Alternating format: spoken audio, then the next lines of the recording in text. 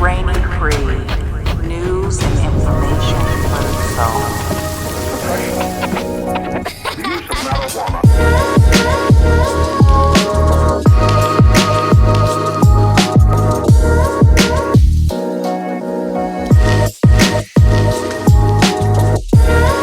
Please subscribe to Rainy Free, like the video, and hit the bell notification. Thank you.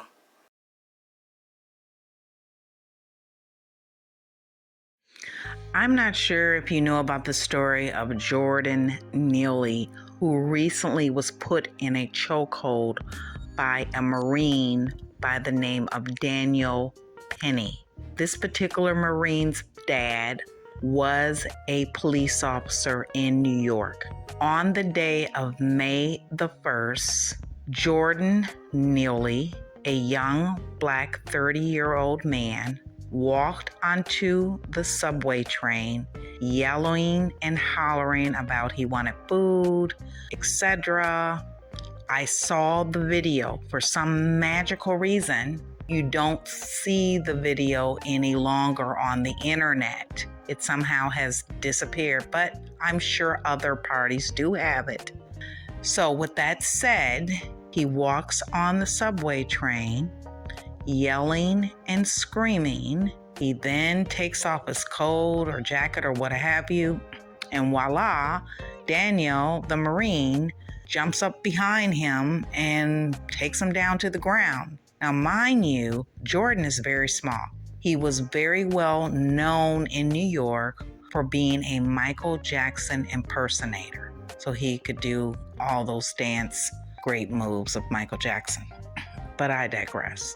With that said, you now have people trying to defend Daniel the Marine, whose dad was in the police department and now retired there in New York. Make that make sense.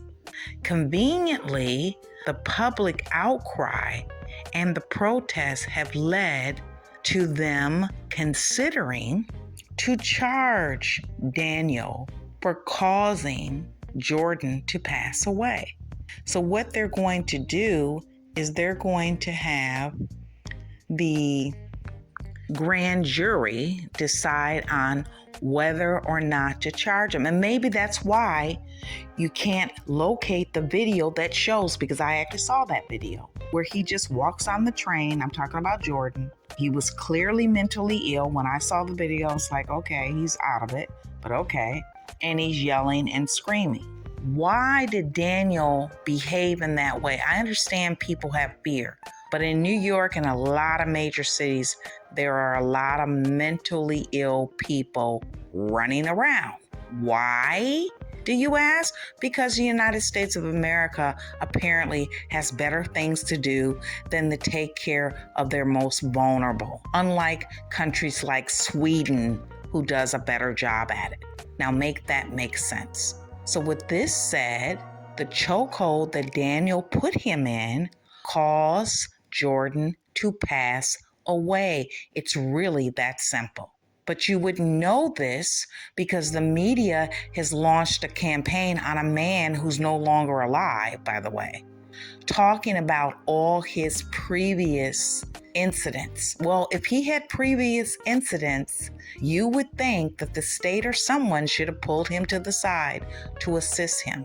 But to add insult to injury, we also have this wonderful right-winger named Candace Owens, who said she really doesn't care. Candace, by the way, happens to be black, married to a white guy. And apparently she makes a lot of big money having these pro-right-wing ideology type of things, especially when it comes to, you guessed it, black people, even though she's black. She's kind of the racist mouthpiece, if you will. I can't see, regardless to the color of your skin, how anyone would be able to say it's okay. We obviously live in a society that does not care to take care of their most vulnerable population. And that's what this boils down to.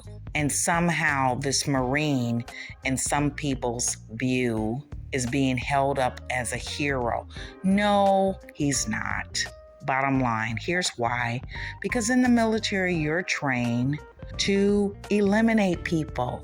You're also trained in subduing people.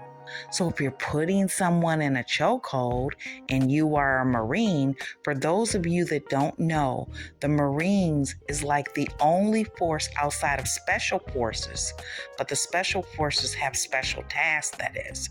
But the Marines are trained to be on the ground, in the air, if that's what it takes, underwater, whatever terrain there is. They are really, really trained to be the toughest, roughest of the United States military in all aspects. So for a Marine to put someone in a chokehold and wait that long, 2 minutes, some are saying 15 minutes, it doesn't really matter because it only takes less than 10 seconds. 10 seconds. And I think he knew that. The question is, did this Marine have PTSD himself? I don't know. Don't care. But I know that he's responsible. I've included some commentary from other parties, and you might want to take a listen in. However, I will say that the state did not take care of their person, and that would be Jordan Neely. They already knew he had a mental health issue. He was well known to be a Michael Jackson impersonator, and he did a mighty good job in doing all those dance moves that Michael Jackson used to do. So take a listen in, leave your comments. How does this guy get away with doing a chokehold that police can't even do? And what about all those other people standing there watching him die? How is that not a crime? They didn't help him. There was no one else on the train. No one was at risk. Not only didn't help him, you have 3 guys holding him down. What about the guys holding him down that aided and abetted a chokehold that resulted in a murder? Exactly. And let me say this. There is something to be said about media who knows this individual's name and has yet to release it.